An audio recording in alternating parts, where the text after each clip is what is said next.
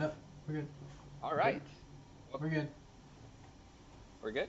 We're good? All right. Welcome. Welcome to the DSoG vlog. This is episode 3. This will be the second one with video.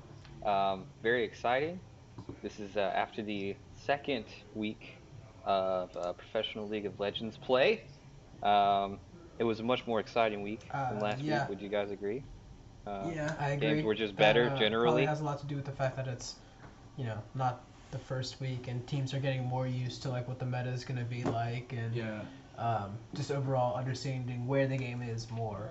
So teams are able to push advantages, macro games better, that kind of thing. And all. Yeah. Yeah.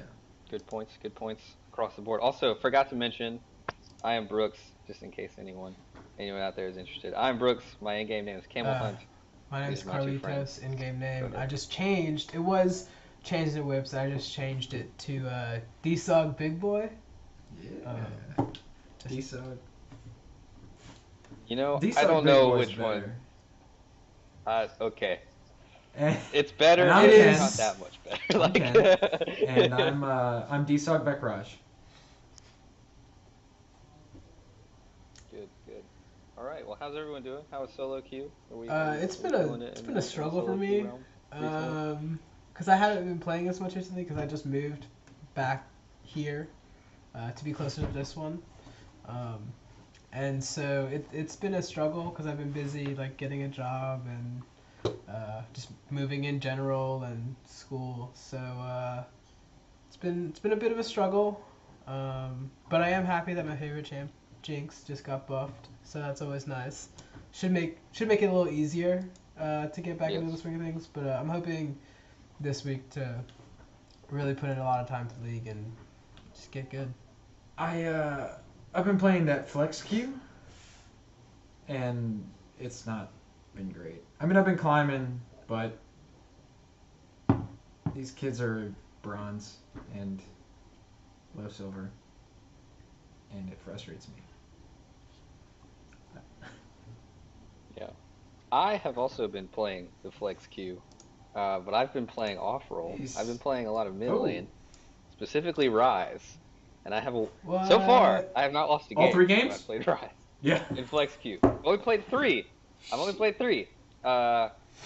But it's fun. I really like him. That's besides the point.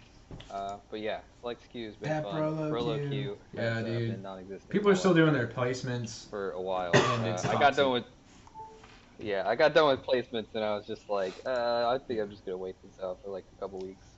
Which it's been a couple I mean, weeks. I haven't but, played you know, any I'm solo still waiting or out, duo so, solo. I've just played Flex, and I think almost every game I've played with Ken. got that ranked It's been game rough. anxiety. It's been really rough. Yeah. It's been super rough. So. All right, well, let's move on. So as we were mentioning in the beginning of this episode, we are 2 weeks into Professional League of Legends play.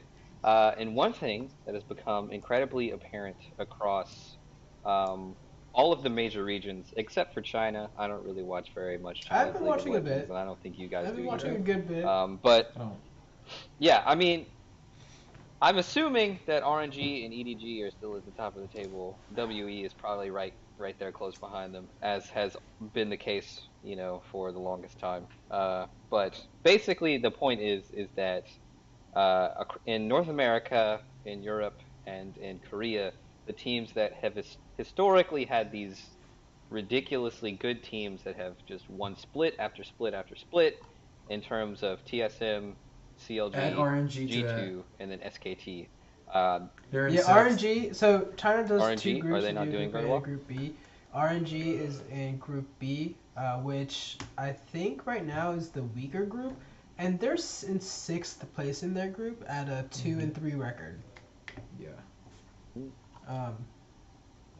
Okay. Yeah, I don't Uzi think hasn't Uzi's played a playing game. every They've been game. playing mostly their Uzi hasn't younger played yet. players, and I think that's because it's the beginning of the season, and so they're trying to get their younger players more experience on stage while it doesn't. RNG also got Karza, so MLXG is not playing every game. I think so they're probably swapping MLXG him has out played too. a couple, but Karsa and MLXG haven't. Yeah. Well, there's your reason why RNG isn't doing so not hot. performing. Yeah. The rest.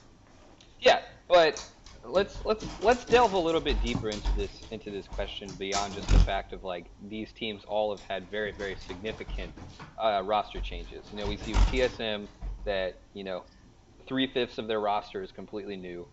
We see with G2 that the only person that stayed was Perks.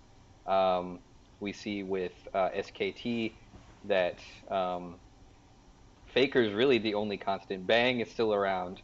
And Wolf has been playing a little bit of jungle, but the majority of support play has been by effort, and Blank has been playing jungle Wolf for them has been as playing well. jungle. So Wolf has been playing, Yeah, but Blank has been playing also. So they're both playing. It just depends on the situation. Like Blank played the entire telecom war, which SKT lost. Time. So these teams have been struggling pretty badly here in the beginning. I mean, TSM is 1-3, CLG is 1-3, G2 I think is at the bottom of the table. SKT is not off to the start that we would expect from SKT. I'm not entirely sure of their exact record, but beyond just getting new team members and having to build synergy, what do we think is going on with these big powerhouse teams? And maybe looking a little bit past this, do we think that any of these teams will continue their legacies of winning splits, or do we think that other teams are going to take over those mantles of being big powerhouses? I think I'm going to speak specifically on TSM because they're the team that I know the best. I think that it goes back to they didn't get as much practice time as a lot of other teams, and so as they get more practice, they'll get better. And like with it being, a lot of these teams do have mostly new rosters. I mean, even CLG they swapped out 2/5 of the team, so like a lot of it is new team, new players, so they have to adapt to each other. Again, meta changing. It could also be a factor of at least in NA and EU. It could be a factor of it being best of one again, as opposed to best of three, and so I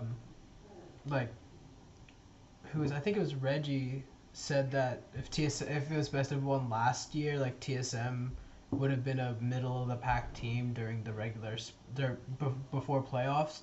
So like I think it's a factor of it being best of one, needing more practice, and these teams aren't the same. They're not the same players, so they're gonna perform differently.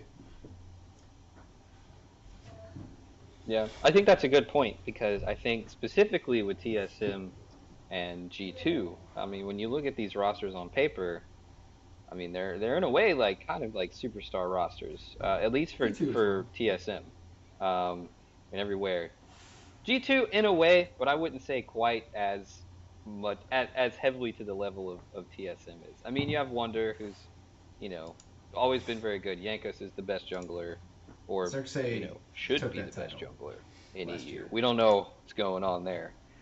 Perks should be the best mid laner over there, and then Yarnin and Wadid are probably going to be perfectly fine. They're fine. They're not reckless. Yarnin's not reckless. None of these guys are, or Wadid isn't a top tier support player, but he's good.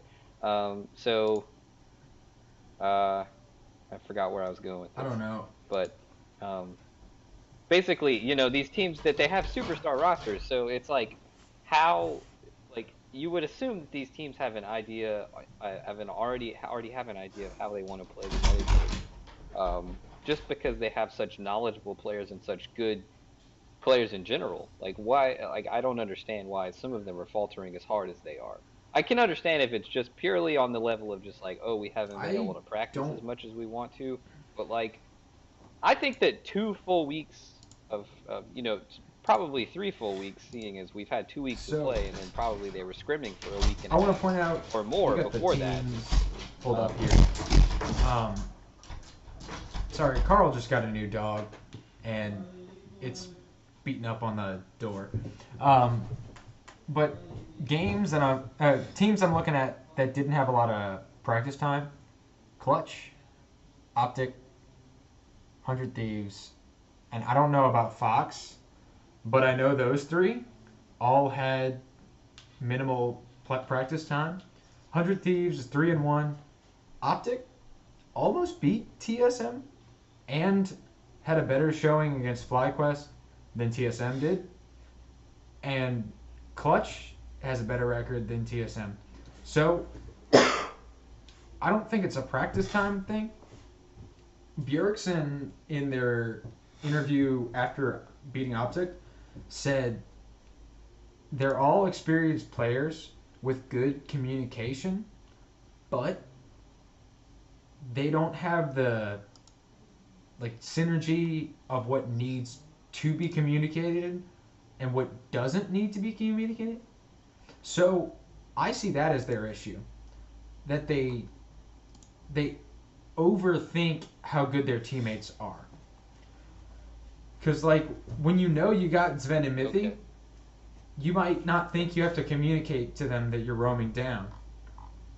But you do, depending on what they expect from Bjergsen. Because they've been used to Perks, who has a very different style than Bjergsen. So I think that's the problem for TSM, that they kind of expect each other to know too much, and they have to learn how to re-communicate everything before they learn, again, what not to communicate that their team will just passively understand. And I think that's TSM's issue. I think that might also be CLG's issue, but I don't know. I haven't thought too much about it. Because I thought they were a roster that was going to take a while to ramp up anyway. Yeah. So I don't give them a whole lot of thought in this regard. Yeah. What I think for CLG, a lot of it is I don't know if they have a dedicated shot caller. Yeah. Yet, because I don't think Biofrost was the shot caller for TSM. I think that's more double lift than anyone. And then Rainover has said previously that he's not much of a shot caller himself. And so, and I want to say that, Aframu was probably the strongest voice on that team previously. So I think a lot of it for CLG is they don't have someone yet who stepped up to be the strong voice. Right. And I think that's also kind of what TSM needs. Like you were saying, Ken. Because TSM has tried to have Bjergsen be the main shot caller, and it never worked. It really didn't work, and it took Double Lift joining the team and him being the strong shot caller for them to be a little bit more decisive. And so I think, and I think we were saying this last week, Mike Young needs to be the one to step up, be the shot caller, but the problem with that is he's young, and so it just doesn't seem like he's young. Right, yeah, exactly. He doesn't have the experience, and so how is he gonna get these veteran players to listen to him? When a college freshman shows up and tells the team captain, "Hey, I'm gonna take charge in the next match," the team captain might say, "I've been here for 4 years. Fuck off." He's not gonna go for it. So, I think that's the issue with TSM. They need a more decisive voice to call the shots. And G2's issue? I don't know. I don't know. They just look scattered. Yeah. I mean, obviously we focus a little bit more on North America than we do EU, but I think it's interesting. I think that it's a good question, because we have all these teams that have always been very, very good, and they're not good right now, and eventually they probably will be perfectly fine. But it really begs the question of who will come out on top at the end of the season. You gotta ask that question. Will be the first season that what? Echo Fox. Echo Fox. That is a good segue into our next topic. Perfect, Carl. Hit that dab, boy. The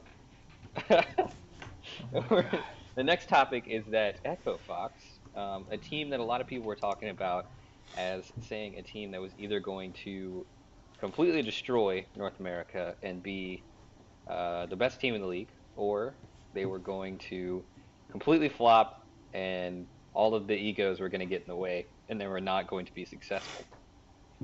So, currently, they sit at the top of the table with a perfect record. And honestly, By the currency. not having had an I wouldn't say an easy schedule so far. I feel like who'd they play the first week? They've probably had one of the more. They've probably had one of the most difficult. They played schedules TSM out of any on team. Saturday. They played. I don't remember. We can pull up the schedule, but basically, they've played TSM, Cloud9, Clutch Gaming, there we and go. FlyQuest. Not easy. So like, those 4 teams, except for FlyQuest. And like FlyQuest is doing, pretty decently. 2-2. Yeah, they're doing decently. They're okay. Like Clutch is 2-2. TSM right now. Clutch is 2-2. Like Cloud9 was the real test. Yeah, Cloud9 was the real test. And they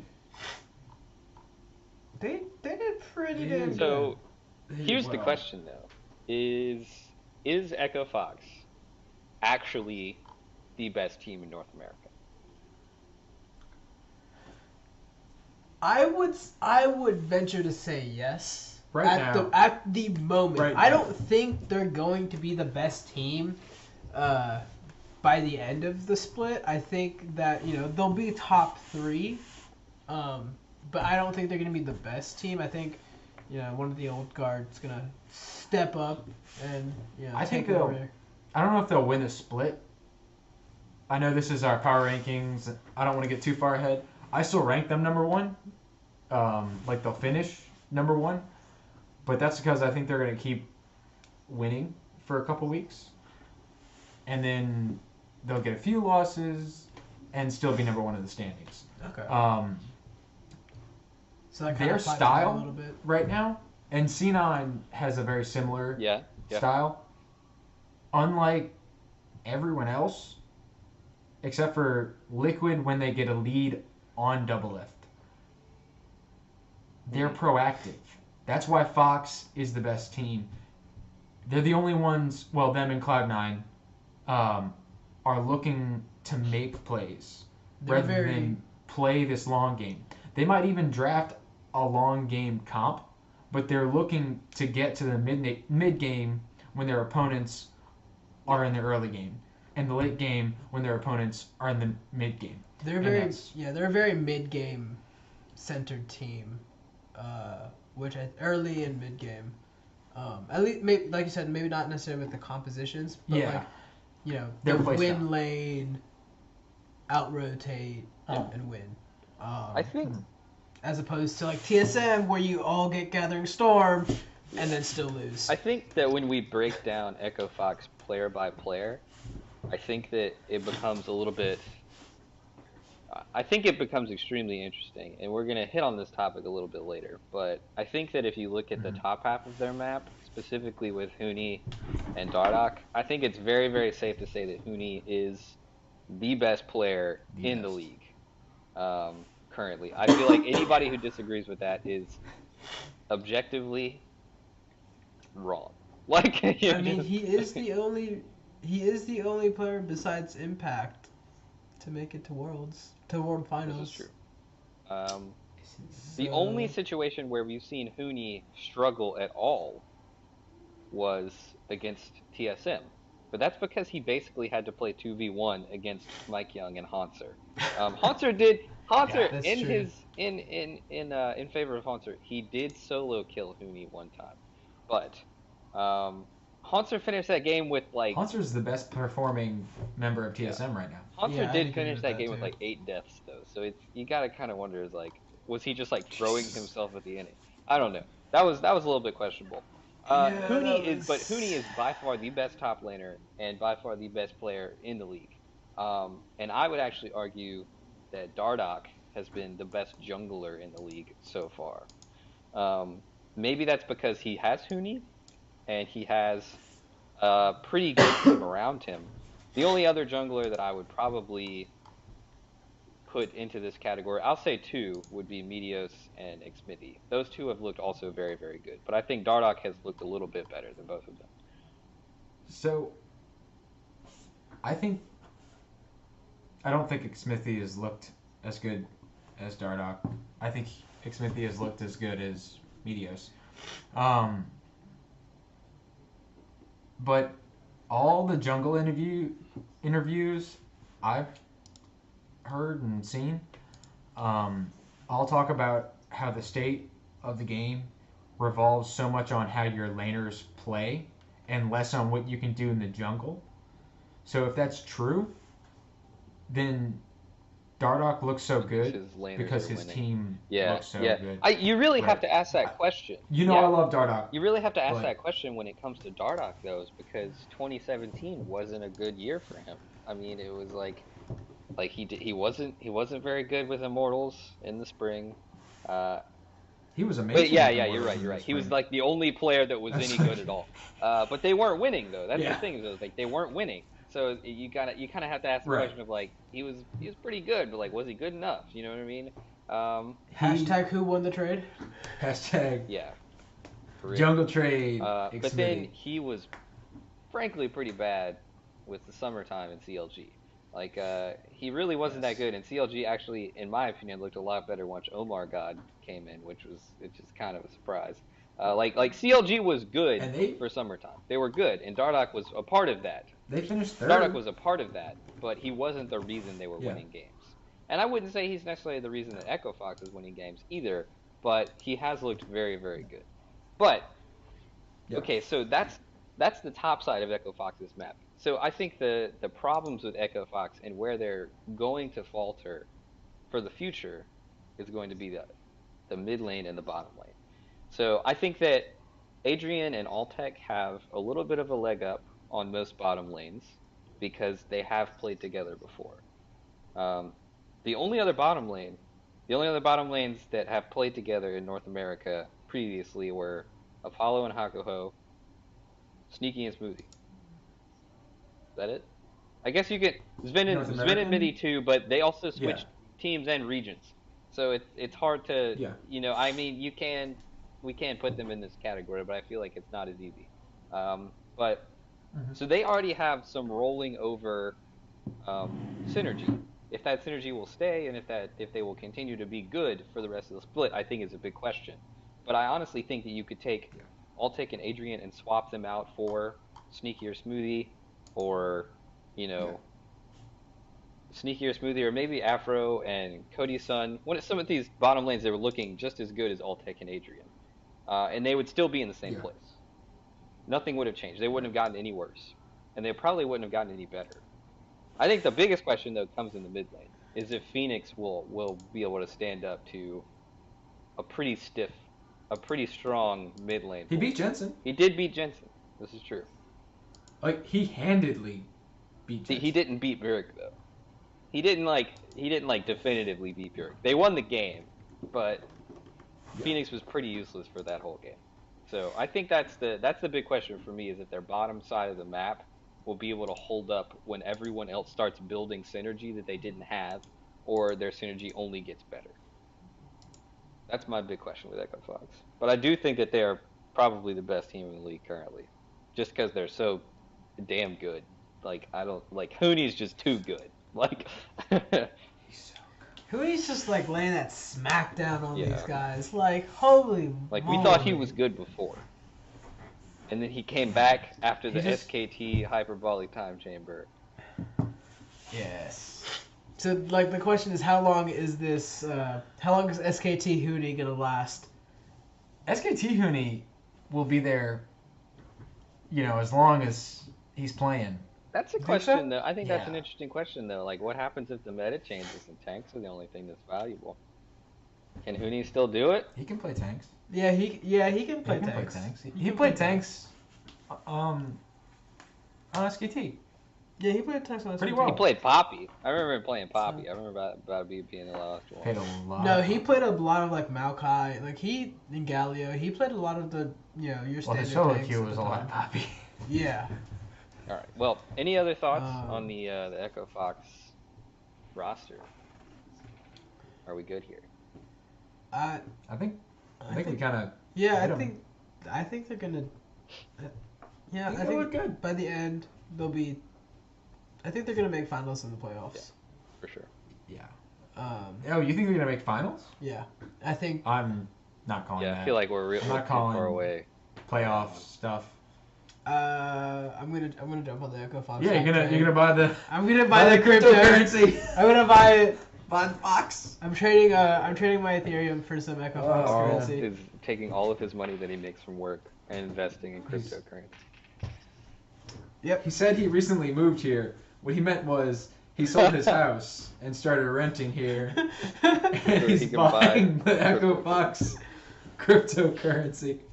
All right, let's move on to the next topic. The next thing that we're going to talk about is in EU, there have been a lot of rookies coming in. I think there's been let's see, Vitality has several rookies, Giants has several rookies, Roccat has several rookies, and then a bunch of, H2K has a bunch of rookies, and all of these teams are actually doing really, really well. Top of the table, destroying people. Like Jizuki was he 1v9'd that one game. Yeah, Jacuzzi. Our new God, that player. Dude, that Rise 2v1 was a thing of beauty. Jacuzzi. Holy. But, and one thing that is kind of apparent is that EU has historically been a lot better at bringing in rookies and having them become successful very, very quickly. Looking back in time, we can remember UOL in their first year made finals, I think in the spring, with Power of Evil. That was when Power of Evil was a rookie. I'm pretty sure that Vizichachi was a rookie. Hillisang, maybe their entire damn roster were rookies. I'm not. Yeah, their entire team was. I think they were. And then obviously we had Splyce in 2016. They came in. They were not very good in spring, but then they made it to split finals in summer, and then they made it to Worlds, and they were mostly rookies, minus Trashy, my boy. Excuse me. He's now called Cold. Whatever the hell happened to him. Cold. Cold with a K. That's his middle name. Did you guys know that? His middle name is Cold. That must be like a Danish thing. That's a pretty dope middle name. That must be a Danish thing. Like all the Danish players, they just have. It's like Apollo. That is like his actual name though, which is actually super cool. I'm very jealous. Yeah, that's what I'm saying. And then the most recent example would be Misfits from last year that had, Alfari was a rookie, Hansama was a rookie. Ignar, I'm pretty sure for the most part, I think he played a few games in LCK. No, he was playing it. No, he played a lot in LCK. All right, I know he was on KT Rolster, I think, but I wasn't sure. He was their main support for a good bit of time. I wasn't sure how much he played though, because I know that that was the year that they had whatever that one guy's name is. That was he came to EU and he was absolutely horrible. You guys remember him? He was on Vitality. He was on KT Rolster. He was Arrow's support. I don't know. It's not important. He came to EU and he was the worst support in the entire league. It was almost comical how bad he was. It's besides. I'll remember his name in a bit. It's besides the point. But he was really bad. He was so bad I forgot his name. Let's just move on. So rookies what I wanted in to EU. talk about was that EU is really, really good at bringing in rookies and having them be successful early on in their careers. With most of them making it to Worlds or making it even farther, winning splits. Another example I just remembered was G2. Perks was a rookie. Hybrid was a rookie. That's a great example. Perks was rookie year was amazing. But the thing about Caps, Baby Caps. Faker. But no, Perks is Baby Faker. No, Caps is Baby Faker. Perks is Baby Faker. Cap's actual nickname right now is Teenage Faker. Last season it was Baby Faker. Saying. But but to get back on topic, why is North America? I think part of this. Why is North America not as good at bringing in rookies, or why are we afraid to bring in rookies? Okay. I think that's it. I think yes, partly we are afraid to bring in rookies, But also, we have like a player base that's only a fourth of the size as EU. Remember, EU has 2 servers. Hitting that, Dad. Sorry. So I think it's a it's a player base problem, which yes, China has a larger player base than Korea, but like Korea also has infrastructure. Yeah. Right, for gaming, and that's why Korea is better. But like specifically, if you're talking about the NA-EU dynamic, it is that. Also, NA tends to just buy players and ship those players from EU to NA or other regions also, and we got that moolah. Because we have the money, right? So, EU, I think part of the reason why EU rookie players always look so good is because not all, but a lot of the previous stars left for NA. And so it's easier for EU rookies to start looking good. Yeah. Does that make sense? Larger pool, there are more of them, so when they compete, yes, they're going to shine just because that's what you see. Yeah. Yeah. Exactly. Yeah. I also think North America is afraid to start rookies. I agree. Like, look at all the backlash that people were giving Licorice. Yeah, he did not deserve replacing Impact. He did That's not a little deserve different. Any of that. That's a little different. I think he looked. I don't think he deserved. I don't think he deserved any hate. But like the criticism that he was a downgrade from Impact. Yeah, but I think it's still true. Yes, he is a downgrade. That doesn't Impact, deserve hate. But like a lot of people were like bragging on C9 for making this change when like C9 probably didn't have that much of a like they. I think they probably said to match Impact's offer. I think C9 and Impact honestly, decided to. I think move C9 teams. honestly made a wonderful decision to Oh, yeah. to. I think that they actually have Licorice. made a great decision for the future, because Licorice is an investment. He's not. I agree. He's not replacing Impact right now. So let's look at it like that. Let's look at it as teams bringing on rookies as an investment for the future. And I think the best example we have of that currently would be probably FlyQuest, because they're bringing in Onda, who is a true rookie, never played in LCS, and they're bringing on Stunt, who played a few games last year, but maybe he played like 1 or 2, right? It wasn't a lot. Stunt didn't play on. He played a few on no, P1. He was on a team before. Oh yeah. P1. So, Onda and Stunt, but more so Onda, they were part of like Immortals like training program. Like Immortals was investing in younger players and saying like, RIP. come join us, IMT. come watch Rip in peace, dude. Rip in peace. Man. I got all 3 of my IMT jerseys in my car right now. Don't you have 4? No. Oh, you're right. I have Cody's son. Yeah, Keep Cody's forgetting son. about that. He has so many, he forgets about one. Yeah. Man, I loved Immortals so much. Anyway, Onda was like, they just paid him to watch scrims, play solo queue, and like talk with Xmithy and learn. Yeah. And so, while he is a rookie, he's been around an LCS finalist team. Yeah. But so have all veterans. these other rookies, though, if you think about it. I mean, Solo and Licorice have been playing. Licorice! Solo and Licorice have been playing Challenger scene for probably 2-3 years, man. like a really long time. I think Definitely been playing another games, reason so. why. Hold on. There's a difference I think with Challenger scene yeah. and what Immortals did. Challenger, you're in games with Challenger players, and even if they're veterans, it's Challenger. Onda just watched LCS. He didn't play any games, even in Yeah. Challenger.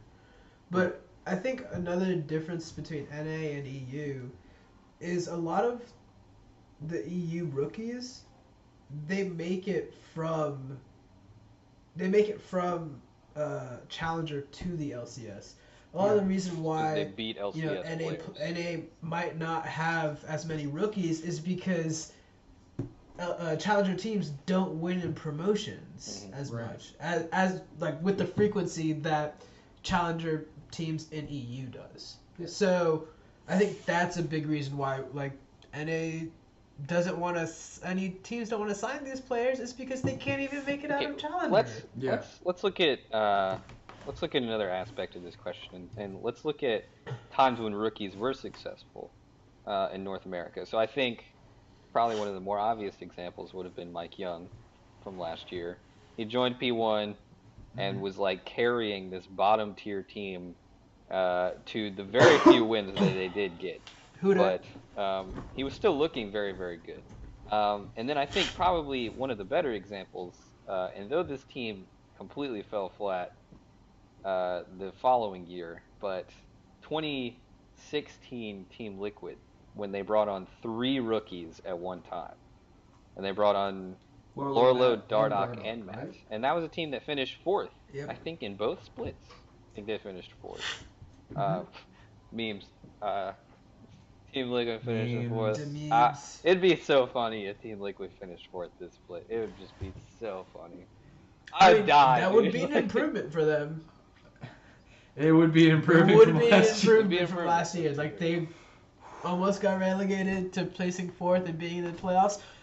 That's like we have to remember, NA this year is fucking stacked. It always is. Every year, everybody's like, it's stacked. No, it's stacked. This year more so. I think this year more so than any other. I think it's getting better and better.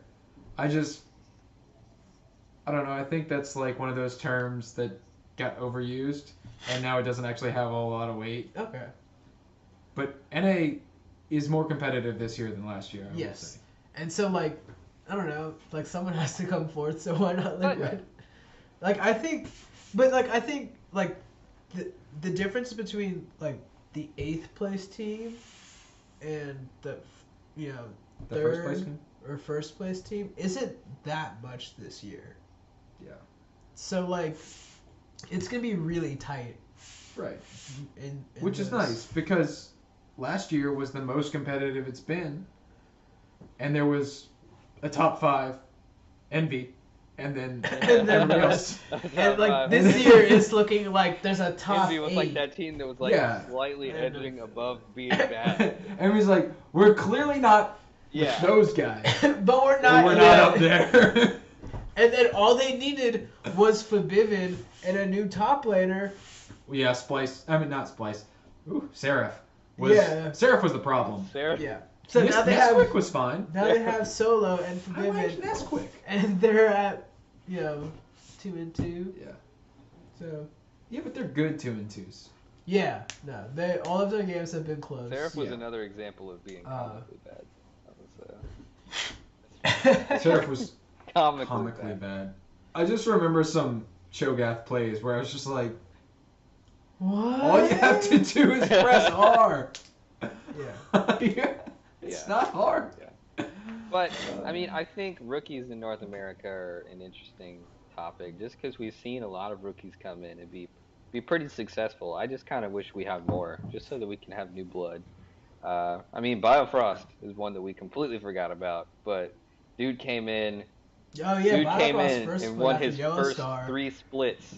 So. That was, like, his Thresh that split was really good. Dirty. But, and I do think he was rookie of the split, but it's the contract effect. He was like gifted an all-star team. Okay, another successful rookie. Contracts. Again, he was just gifted a what team. About, okay. I mean, like he's on Golden Guardians right now. They do it so hard. Here's an example of somebody who wasn't really gifted a team though. It was Acadian.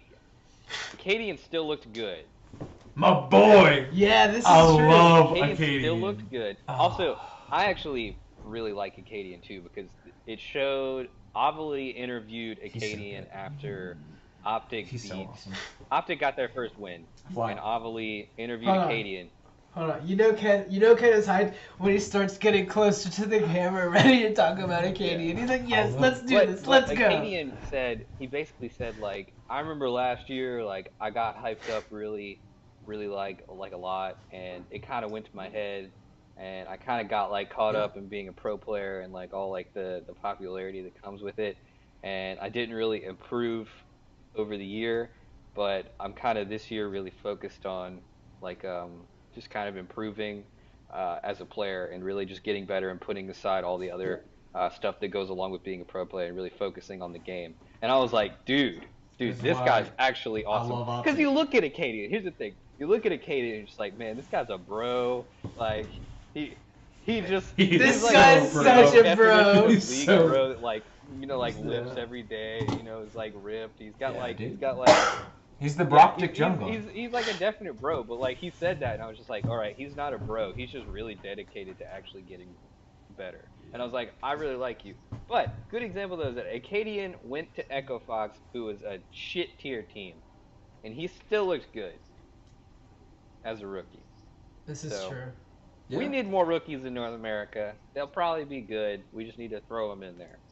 And if they're not, we're in franchising now. It doesn't matter. Put them in there.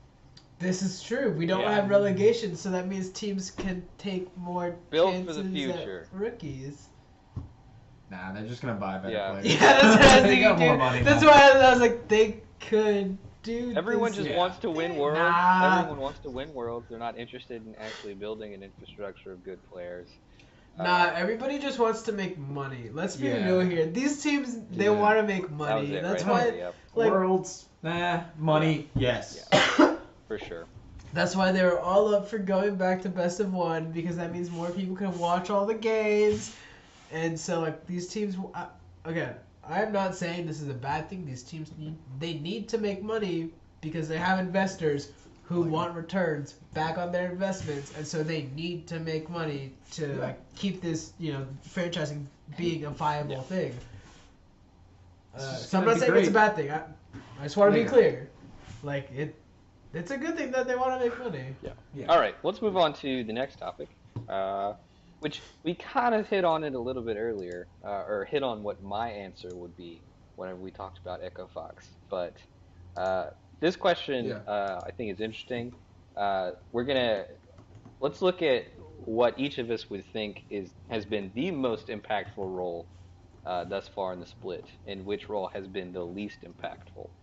And if we think that any type of balance changes or style of play or anything like that needs to change so that these roles can be more impactful or less impactful. If we think something is a little bit too impactful. So I think the easiest one to go to first would be the least impactful role. So I'll throw that one to you guys. I mean, I think the jungle's been the least impactful. Same. I also role. think that. Like, I think it depends who's playing, though. Well, even then, it's so contingent on how your team plays. So if your team plays well, you might be really impactful in a team fight, but there aren't a whole lot of opportunities to push your team ahead as the jungle. There are a lot of opportunities to shine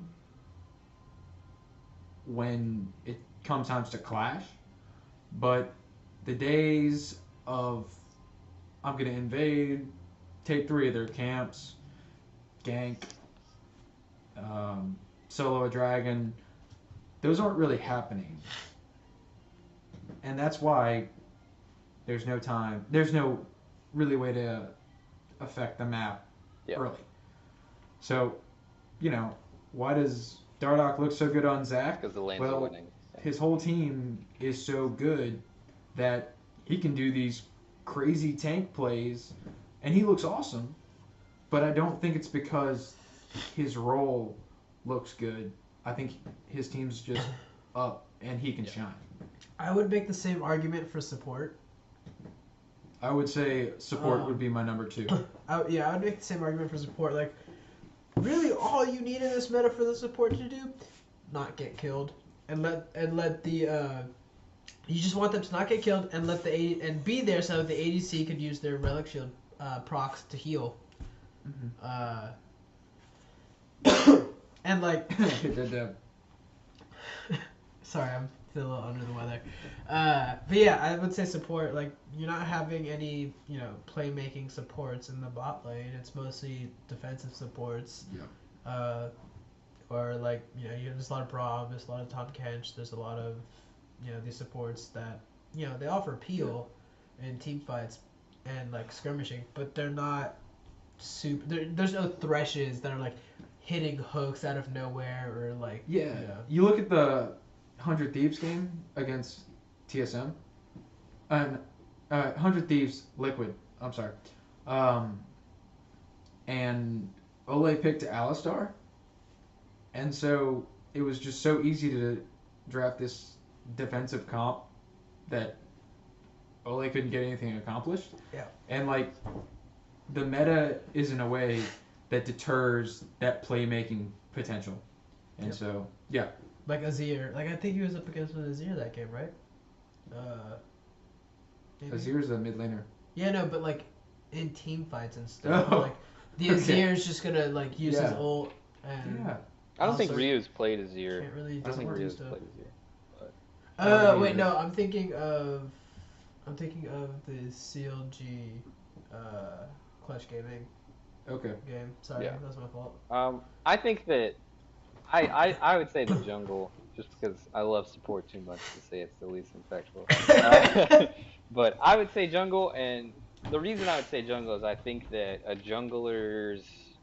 specifically the junglers that are meta right now, and I think maybe just in general, is that a jungler's like a power and like ability to make plays diminishes the longer that the game goes. So game's going long. Because that's what the jungle is. Game's going long. So right. There's not a lot that like something like a Sejuani or a Zac can do later in the game when, Sejuani can throw out an ult. She can hit somebody. Yeah, I was gonna say Sejuani can have some game-changing but like, that hasn't happened yet. Yeah. That's the thing. That hasn't happened yet, and so we have to take into account like, yes, it could be, but like, so far. Yeah, but essentially these champions just become massive meat shields, and that's all that they need them for. They just need to be tanks basically. Right. And, there has to be some role that's at least impactful. The other one. Yeah. I just like it when it's the other one that I was gonna say is top lane has been pretty unimpactful in my opinion. I feel like top laners, all that they're doing nowadays is just playing these like semi-tank, these like bruisers or like full tanks or gangplank, and they just split push, and that's it. I think they've been the most impactful role. Yeah. I was gonna say Gnar is like what is probably one of the most impactful champions in the game right now. Well, the reason why I think they're the most impactful is because who's playing them. So many top laners in North America draw attention, and because Huni or Daishan is playing Vlad, Gnar, Gangplank, they demand jungle attention, and that pulls away from the other two lanes. And so it's that impact that I say at least North American top laners are the most impactful. Overall in the game, mid. If you lose mid, you lose the game essentially, because the game is in a way that it's so map controls centered, and if you lose the center of the map, you're split, and you can either pick top or bottom, but you can't pick both. I don't think we'll ever be in a place where mid is not either the most impactful role or the second most impactful role. You know what I mean? I agree, and I think that's like Ken said. That's just, or like you were saying, that's just the way the game is. Yeah. Like that lane is always going to be the most or second most impactful. One, because where it is, like you're saying, but also the champions that are always there. Like those are often like some of them. They're going to be dealing. If not the most, then the second most damage in the game, most likely. along with ADC, and so you're like that. That's one way to say like this is the most impactful is you do a fuck ton of damage. Yeah. But sometimes we're in an Orianna meta, and the jungler is more impactful. But alongside the Orianna meta is Syndra is meta, and Syndra just hits R and your ADC's dead. Yeah. So unless you kill Syndra first. Or that. Okay. Assassin jungle. Woo. So do we want to speculate Kanye? on? I mean, I don't know how else we could make it so that the jungle becomes more impactful besides just changing, meta changes. I mean, that seems like a Gut sack, gut Sejuani, buff Kanye. Buff Kanye. That's all you need. What? No. Kanye buff. Buff Elise. Elise. Yeah, you want Elise, you want Elise Sid, you want Nocturne. Hey, I'm cool with J4. He's meta. That's good. That's true, J4 is meta. Just You want assassin, you want full AD, assassin J4. J4 from the jungle. Yes. Alright, well, let's move on to the next topic, which is going to be our power rankings after week 2. Yeah, let me pull up the Google Doc. Alright. I feel like all of us are going to say Echo Fox number 1. Am I wrong? Fox number 1! I feel like that's pretty standard. I would agree with that. Yeah. But then you can debate. I think C9's number 2, personally. And then Really? Hunted Thieves. Hunted Thieves. Well, no, I think TL then Hunted. No, Hunted Thieves TL. Make up your damn mind, Brooks. Okay, wait, where was I? Alright. Number 1, I had Fox. Fox, C9, Hunted Thieves, TL.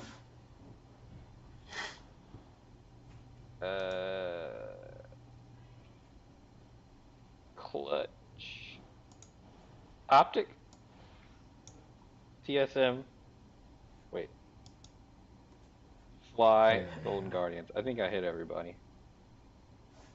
I think FlyQuest actually isn't that bad. They're not. I have a hard time like. There's only one bad team in the LCS. Golden Guardians. Can we all say that Golden Guardians is going to be last place? Fox clear number 1. Yeah. Golden Guardians clear number 10. I almost feel like the power rankings are like easy now. I feel like it's just so obvious who's better than everyone else that it's hard to. What do you think? What is yours, Ken? Go for it. Fox is number 1. I think Team Liquid's number 2. Right. Hunted Thieves, 3. C9 is 4. I take that back. I put Clutch 4. I don't know, man. Ooh, spicy. They got And then completely C9. destroyed by Cloud. Or TL. Oh wait, TL, you're right. It's Team Liquid. They got destroyed. Yeah, swap those. So C9 is Yeah, the Clutch? C9 Clutch. Optic. You're putting Optic in front of TSM? Yeah, I think it's fair, dude. So did I think Brooks. it's a fair statement. Power rankings on the Google Doc. That's my name. Are you really going to put TSM at 8th? No. So TSM? Oh yeah. I am gonna put him at 8. What? I'm gonna put FlyQuest as 7. You're putting FlyQuest over TSM? Oh yeah, easy. Okay. I'm actually debating whether I'm gonna put CLG over TSM. Holy, how the mighty have fallen. I'm gonna put TSM. Like, we had TSM at number 1 at our preliminary rankings for 2018, and It looked so good, boys. It looked so good. They looked so good. Right, TSM 8. CLG 9. I feel bad about that. Wait, this is where we expect them to finish. No, right? well. Yeah, this is where we expect to finish. Yeah, we're doing Okay, this with. I mean, we're going expect to finish. We can go. Yeah, that's how we did it last Well, week. I don't think CLG is getting that's how we in ninth. Like I just put them on my list. I don't think so. Yeah, that's how we did it last week, and that's also how we did it. All right. Well, obviously. mine is flawed, but Okay. I don't feel like going back to change it now. So. Okay.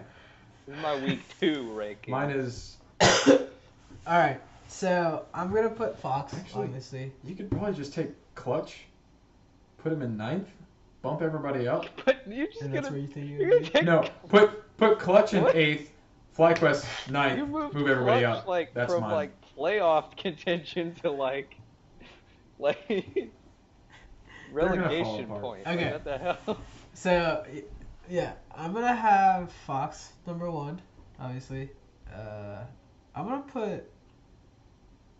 100. I think I'm gonna 100. put 100 Thieves 100. as my number 100. 2. My boys, man. I think part of the reason why I'm doing that is because that gaming house is nice as fuck. I also like how they walk around saying to each other, 100. The only thing I Also, do not like their jerseys. That's the only thing, man. I don't think their jerseys are cool.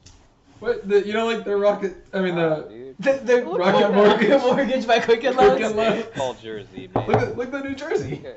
It is But a I baseball do jersey. like that camo hoodie that they have in their store. It might be sold out still, but Nate Shot was wearing That's this right. camo hoodie. 30 at South the house Gaming tour. sub company of 100 Thieves. Please. That's Wait a second, That's us. dude. Wait. The dream. Hold on. The The dream. The dream. Okay, so yeah. My 3rd place, I'm gonna put TL. C9 is 4th. I'm gonna put TSM as 5th. I think I'm gonna put FlyQuest at 6th. Clutch at 7th. Optic at CLG. Ye CLG a little and then fade. Optic. I think Optic is gonna find their footing, and they're gonna be good. And they're gonna Either Get another that or support. Elimination. and then they're gonna roll over the Elimination is LCS. just going to bring them down Oh man. like an Yeah. anchor, dude. He doesn't look that bad. He's not that bad. He's really not that bad. He's good He enough doesn't- to be He's really a not starting that bad. support. It's just he's the worst of the starting supports. Like, Yeah, I can't think of a support who would be better than him. In the LCS, like in NA. Wait, what? You mean worse? Worse. You said Worse. better. Yeah. I can name a ton that You are said better. I was like, Oh. I can name at least I can 9. name Sorry, a lot of them. it's that are been a bad. long day. Actually, is Matt on the team right now? He's on Golden Guardians. Okay. So yeah. That's, GG yeah. Nubs. Alright, I'm just gonna shut up now. Y'all have a great podcast. Alright, let's move on to Predictions. the This last should be topic. easy. We got our predictions for this weekend. The first game on Saturday afternoon, Counterlogic Gaming versus Echo Fox. Fox. Dude, Fox. my heart is telling me CLG. Actually, I'm gonna go against the grain. I'm gonna say CLG wins My this. heart is telling me CLG. I know I just said that Echo Fox is gonna be number 1 by the end of the split, but I'm gonna say CLG. Yeah, wins dude, I this feel game. like CLG is gonna pull this one out of their butts, dude. Like CLG always does this shit. They lose against the easiest teams and they Yeah, win against the it's gonna hardest happen, teams. That's true. CLG's gonna win. I can't wait Except to see it. in the finals. Yeah, except for the finals. And in playoffs. Okay, but this is regular season we're All right, talking about. next Right. game we got Cloud9 versus Optic. I'm gonna say Cloud9. I agree. I think Cloud9 wins. I love Optic, so I'm trying to justify the win in my head. Thinking of a way that you can say Optic wins this. There's no way, dude. I just can't. I can't see a way. I just can't. No. Well, You can't even You think think of of a way? anything. You're literally just I like, can't. "Ah." Yeah, I'm like, I mean, it's just Lemon, though. Smooth Like, that's the good. problem. Like, I'm like, yeah, Zig can go toe-to-toe with Licorice, maybe win. Acadian can manhandle Svenskeren. PoE Jensen, that's a good matchup. Arrow, definitely better than Sneaky. Lemon, There's no comparison. Smoothie, top 2 supports in North America. Lemon, bottom. So C9. All right. Next. No, I'm gonna do it. You're gonna go against the grain, just like I did with CLG. Optic. You're gonna go Optic. Yeah, I'm gonna call Optic. I'm gonna go with my gut. It says your gut Optic is game. telling you. All right, next game we got Clutch versus Hunted. Hunted Thieves, baby. Hunted win. Hunted win. Easy peasy. Easy. Next one we got TL versus FlyQuest. Team Liquid. Close game. Liquid. Yeah, Liquid. I'm pretty sure. I'm not saying. I think FlyQuest could do some magic. FlyQuest can do it. FlyQuest has a chance. I think it's going to be a close game. I think it's interesting how highly we're rating FlyQuest. Dude, now. here's the thing. Because they took Balls off the roster and Lemon, and here's the now thing. they have a good team. I actually think Wild Turtle is playing real good. And I think he's agree. Yeah, I think he's carrying FlyQuest as wins. I think he's playing very well. Next up, we got TSM versus Golden Guardians. All right, you know how bad TSM looks now. Don't say it. Nobody looks as bad as Guardians. Nobody looks as bad as Golden Guardians. If TSM loses this game, I'm gonna be so heartbroken. If TSM loses this game, they may not make playoffs. I think Reggie would actually implode, dude. They have to. Reggie would just blow up. Like, he just, I don't know if he'd exist anymore. He would. Golden Guardians will not win this game. I agree. TSM cannot lose this Day game. 2, we got Echo Fox versus Optic. Echo. Yeah. Fox is going to win this. It seems pretty easy to me. TSM. Hooney's just going to... TSM versus Hunted. Hunted. Ugh. I want... The TSM fan in me wants to say TSM. Yeah. Oh, do it. I did it for Optic. You do it for TSM. I want my boys on Hunted Thieves to win, but I feel like it's a really tough one to call. So, I'm going to go Hunted. I mean, I did put 100 Thieves as second. They're good. So did you, Brooks. Third. No, you put them as I was conservative. Third. I don't want to get my hopes too high on this team. Next up, we got Golden Guardians versus Team Liquid. Team Liquid. No, dude. I'm going out on a limb, boys. I'm going deep on this one. Going out on a limb. This is the one that he decides to go out on a limb on. Dude, I'm telling you, Ole, Pobe, and Smithy are all going to get sick that day. And all the subs are going to come in. And TL's still going to win. A bizarre, laxative event. And everybody's going to have to shit their pants all at the same time. It's going to be great. We need applause. You could play you could have the academy team and the main roster play tandem mode against Golden Guardians. Damn, boy. And Team Liquid would still win. All right. Comical. What the hell, Carl? What the hell? Yeah, son. All right. Next up, we got Cloud9 versus Clutch. C9. I think that was pretty easy. And the last game might be a close one. Wait, who's Clutch's jungler? Counter Logic Gaming. Clutch has Lyra. What? Oh, I give that to Clutch. I take that back. Ballsy. Yeah. No, Ballsy's not on the team anymore. Holy shit, Carl. I don't think you guys realize how low I value Svenskeren as a professional You jungler. are just a savage, man. Remember when you hated Xmithy? I know, dude. Now look at I you. hated Xmithy, and now I'm like his biggest fan. All right, last game of the weekend, we got CLG versus FlyQuest. Could be a good one. Could be a close one. That would be a really good one. I'm gonna go with. Yeah, my heart's telling me CLG. I'm gonna go with Fly.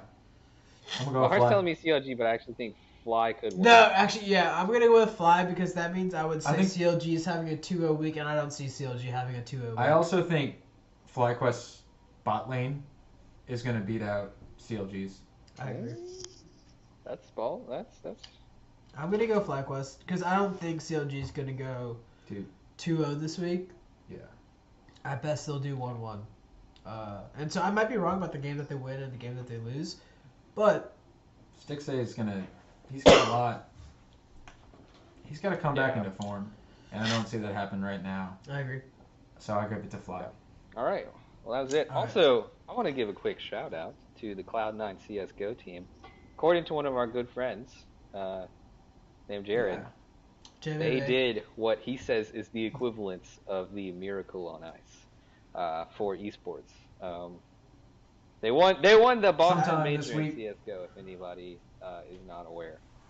But they had a reverse sweep. Yeah. Through brackets. They reverse swept a team that is apparently known as one of the best teams that has ever played CS:GO. So that's pretty cool. Yeah. So good job to those guys. That is exciting. Esports is cool, and we love all of them. Be on the just lookout really love League of for- Legends. So, Be on the lookout for Jared's full analysis on C9 CS:GO team. all right. So, yeah, I'm gonna talk to him about it, and we're gonna That do a would be segment. cool. That'd be Cool. cool. I'd be down to talk about it. All right. Well, thank you for tuning in. This was the DSoG vlog, episode 3. If you haven't seen the other 2, go back and listen to those. Listen and watch. We're also on SoundCloud and YouTube. Hopefully, we'll be putting these. These will be out into the Reddit sphere. We'll have Twitter links and all of that kind of stuff going on. So send it to your friends. Like, subscribe, be a bro, join the DSoG revolution, and we're in the golden age, boys. We're in the DSoG. You dabbed enough today. I dabbed enough today. We're in the DSoG golden Y'all have a age, good and one. we're just out here riding it along. So thank you for tuning in, Dirty South. and we'll see you next week. See you later. Bye.